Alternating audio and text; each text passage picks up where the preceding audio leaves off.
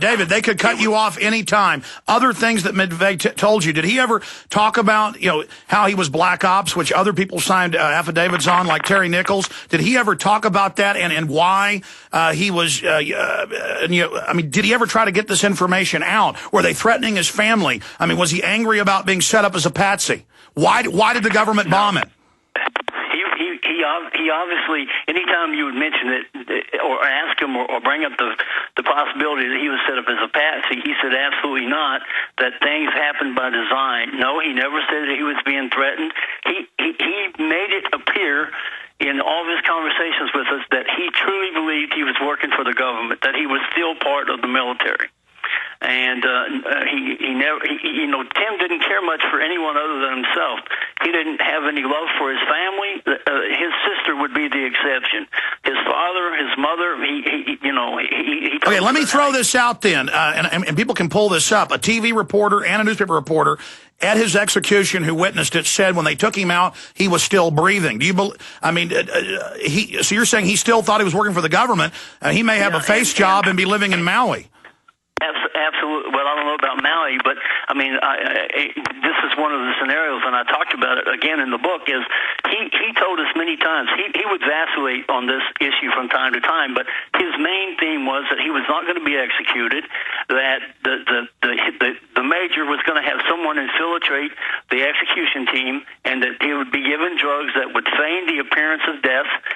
And he says the CIA and other people use these drugs, and that they would be taken out, and he would be brought, given some type of medication that would counteract the other, and that he would be rewarded for serving his country. And it sounds a little bit far-fetched, but I mean, I've talked to several people who witnessed the execution, including Janie Coverdale. And she doesn't know one way or another whether Tim was executed. He was covered up from toe to neck, and he couldn't see any type of IV lines or anything running into his veins. And so she clearly says that she doesn't know if he was executed or not, and she watched it. So I don't know if Tim McVeigh is dead. So McVeigh told you, well, we can pull up the articles where reporters said he was still breathing when they wheeled him out. I mean, I remember that on TV, but it wasn't national news. It was in Indiana. TV reporters, a newspaper reporter, I remember seeing one of the reporters on the news, a black guy. We've got to pull that up. In fact, Google that. Reporters said it appeared McVeigh was still alive after execution. Sir, this is... Alex, part of my bargain with McVeigh to get him to provide me information so I could write the book was that I'm a jailhouse lawyer, and I do quite a bit of litigation for inmates. And one of the things that he didn't want was an autopsy. And he had the reasons he didn't want an autopsy is because he said he was going to be feigned the appearance of death. And I fought that issue in my own case, in my death penalty case, with the assistance of my attorneys, and we won the fact that you didn't have to. We won that, and McVeigh used that as a precedent on himself so he wouldn't have to have an autopsy.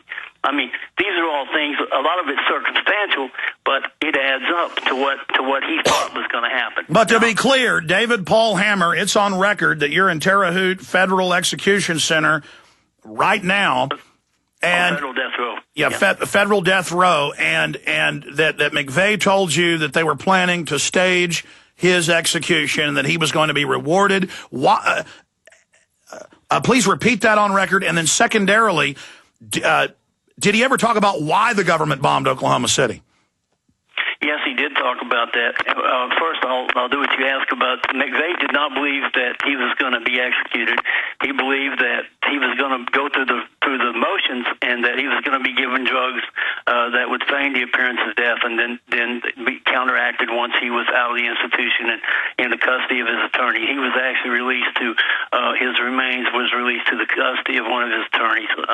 Okay. Secondarily, quickly, this is key. Why did the government why did he believe that it was patriotic to bomb OKC? Well, what he came to believe throughout the course of his mission was that this was a way for the government to gain control over the right-wing militia patriot movement, that because of Ruby Ridge and because of Waco, that the patriot movement was becoming stronger and stronger, and that if there was a bomb bombing that was attributed to people with those leanings or those associations, that the government could pass laws easier, and that those type of people would fall out of favor with the American public. Okay, sir. Data dump. Because I've got to take this network break in a few minutes, and if you're still there, and I appreciate you coming on this show, again, this just dropped on our lap literally yesterday. Data dump in the next 4 minutes. Other key points that you want out there on the record.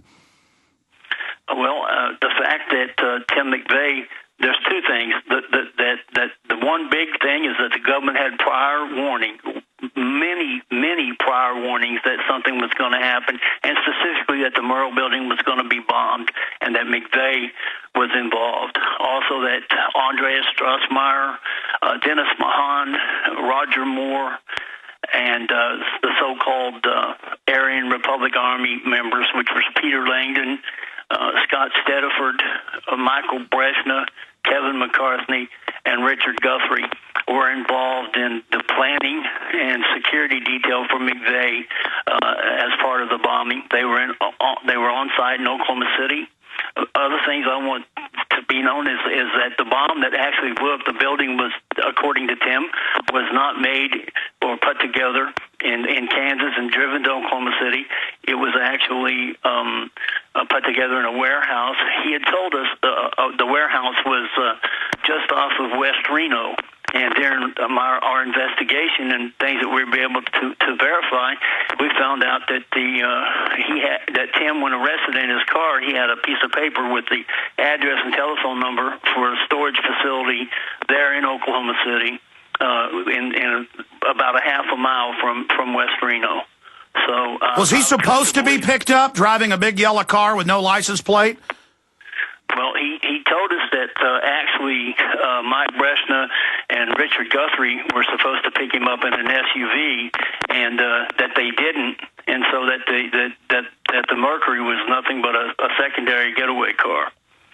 Yeah, he was set up. He was set up. He probably wasn't. They probably killed him. I'm sure they told him they were going to stage his death. He was sheep-dipped out of the Army into Black Ops, and that's what Terry Nichols has sworn, and then that's what all the evidence is. I've talked to the grand jurors, everybody. They all know this.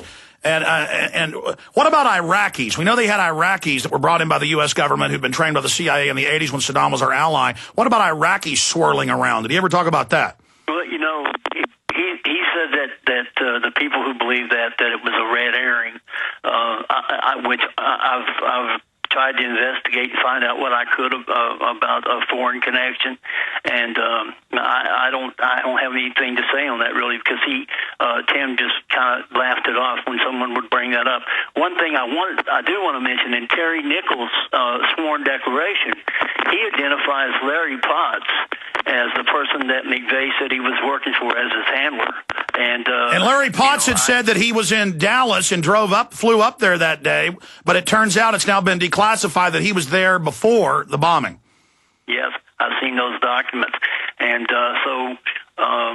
I quizzed McVeigh over and over and over. We could never get him to give us the identity of the major. I should say here for your audience, when I use the words we, I'm talking about myself and a fellow death row inmate here who was in on a lot of the conversations that I had with McVeigh, and so that's when I use the term we.